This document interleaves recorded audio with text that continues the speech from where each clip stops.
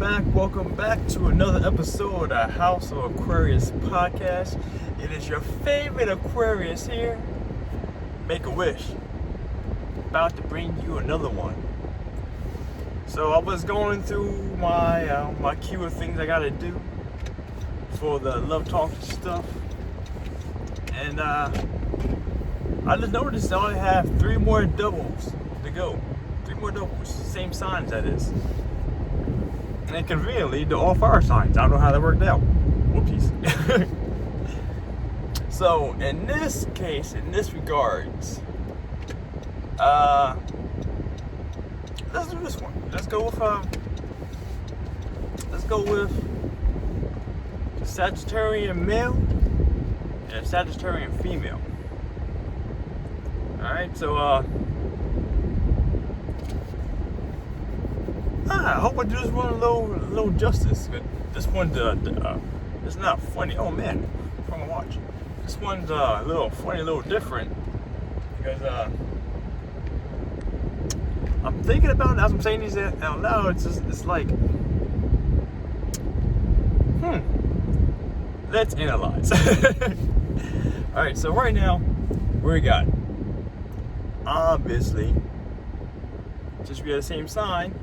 These are going to be similar traits here. We have, again, fire signs, air signs, always masculine. So we have our Sagittarian friends, both outwardly expressive with the thoughts, feelings, and emotions more often than not.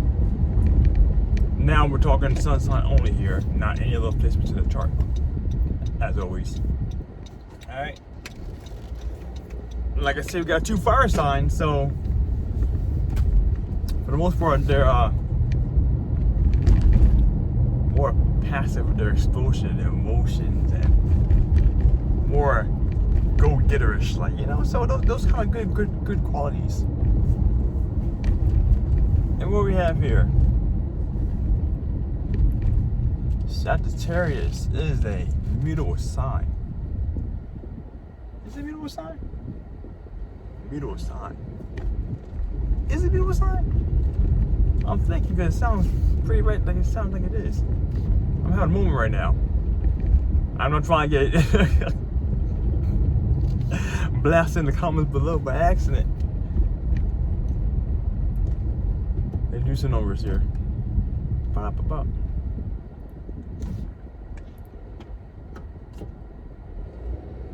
Sorry about that. Oh, I'm about to be a little upset. There's one thing I have here. If you guys ever have the opportunity to go first and when someone waves you off, if you're not the first guy at the stop sign, and your intention is to stop in the middle of the street before your flashers, don't be that guy. Just let the other person pass. Because this guy right there just was about to do that same thing. Just a little side note there, okay? Just a little side note there. Alright, so as I was saying, Sagittarius, mutable sign. So what means they tend to be more of the aerodynamic, versatile type. They like to be able to switch things up and be more flexible in terms of how things are operating in the world. For themselves, not the world, sorry. Excuse me. Alright, so where do I begin with these signs? This is an interesting combination. Because for the most part, I want to say they're different. Like, I'm thinking about it, like they're different in regards to, like, say, like the Leo male, Leo female type situation, but they're not.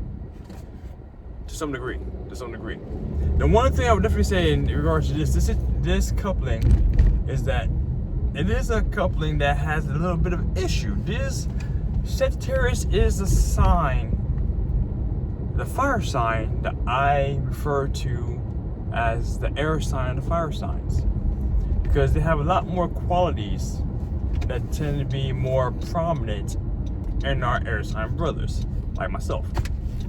You know, kind of emotionally distant. Oh, yeah, let's go with that word. Let's go with that one. Emotionally distant, emotionally withdrawn to some degree. because they think more logically. That's the air signs. Thinking more logically in regards to instead of more reactive with the emotions. So taking that same bed of energy there and putting it over into our Sagittarius friends, that can cause a bit of lacking in the deep depth, the romanticism of the relationship. Because that is one thing that the Sagittarius male is known for being. Actually, both Sagittarius signs is known for being very not heavy inside of the relationship in regards to the romanticizing, that kind of stuff. There's actually one thing that is a Sagittarian thing, was a thing known for being Sagittarius. However, in the situation though, the romanticizing part will be becoming more from the female, as is more typical and more often than not, in this situation for, like I said before, but the male-female dynamic, that would be a situation where it would be more likely to come from the feminine side. In regard for the need or the want or desire of more romanticizing. Or more lovey-dovey stuff. That's the best way to put it right there. There's a lot of traffic going on. I'm sorry, guys. I'm not distracted. But I'm trying to spot that smooth over, But so that's one thing that could be a bit of issue in regards to this coupling. However, as I said before, this Sagittarius, the sign, is not really known for needing and having a high level of need of romanticizing in the relationship. So I definitely need a little more than Aquarius, but not as much as a Cancer. That's the best way to put it. And in regards to that, I said the female should probably need more than the guy. Going into the situation, for the most part, like as I described for the Aquarius relationship, the Aquarius, check that one out here below, wherever the thing is at. An Aquarius relationship tends to flirt more on the lighthearted / friendly nature of the relationship, like kind of like best friends, like good roommates. That's kind of how things are. Actually, be extremely more so in a Aquarius relationship, with more of an emotional demand coming from the female side than the male, more often than not. And that same energy will be portrayed here in this relationship. The thing is, because a Sagittarius, a sign is always known for being on the move. They're a sign that likes to stay busy. They love new ideas. They love doing things that are going to be moving them in a new general direction. So they're going to have a lot of interest. And in that situation, we have two people who have a lot of interest, especially if they're not aligned interests. There's going to be a lot of detachment in the relationship. There's going to be a lot of separation, which at some point in time, someone's emotional needs is not going to be fully met. That's one thing you have to be careful of, because as humans, we all have needs, and that is a need that varies depending on all of us. Like I said, we're just talking about sun sign here, not even the rest of the placements of the chart. So in that regard, like I said, there's to be a lot more lacking in that department.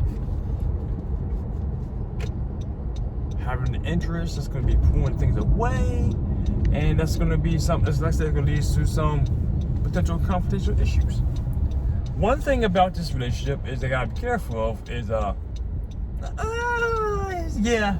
best way to put it is, Sagittarius is a sign, like I said before, there's one of the signs that are known for being very blunt.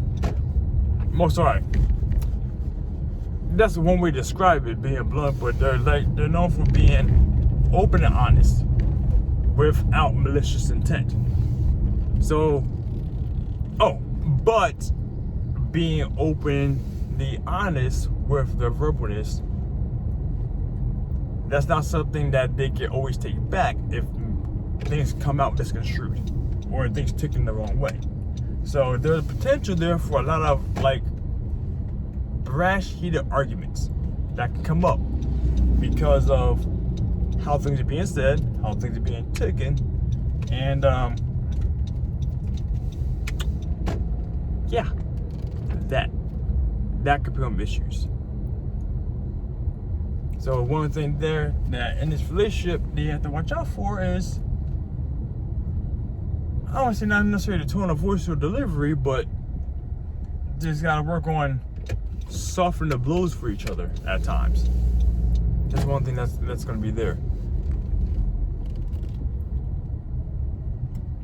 So it's a negative, but it's not necessarily a negative, because both these signs definitely need a space. Like I said, when things are hunky-dory and everyone's, blowing kisses and throwing other things in a good direction, these songs, they actually get along very well. But for the most part, both these people are almost always interested and willing to go do more things together and experience more adventures, especially if both of them are being true to the sign and like to travel and go see the world. That's one thing that actually be very fascinating for them, because they always have a partner who's always willing to do so. That's one great thing about the sign. Like for the most part, especially when things are staying lighthearted, because that's one thing I have to say is there is a big issue that we have to watch out for, is there won't be a lot of emotional depth in this relationship. There won't be a lot of emotional depth. So a lot of things about Sagittarius is they like to keep things very surface level. They don't like to dive deep into their emotions. They like to speak about emotions like in the third party, as if it's a whole other thing separate outside themselves. So that's one thing. Again, like another air sign trait is that they don't expect too deep emotional thoughts. The emotional dive into when it comes to problems, that kind of stuff. Another thing is on that note, that actually causes them to pull away when the things emotionally gets very too heavy, to pulling down of the heartstrings towards something else, to grounding. That could be an issue for them to pull out and separate. Like I said, air sign trait. What else you got here? What's a good thing for this sign? Like I said, great communication. This is a sign that likes to tell stories. So when they are out and about doing things, experiencing things together with each other, they actually have a very great potential for always being consistently happy, because while they're doing their fun things together.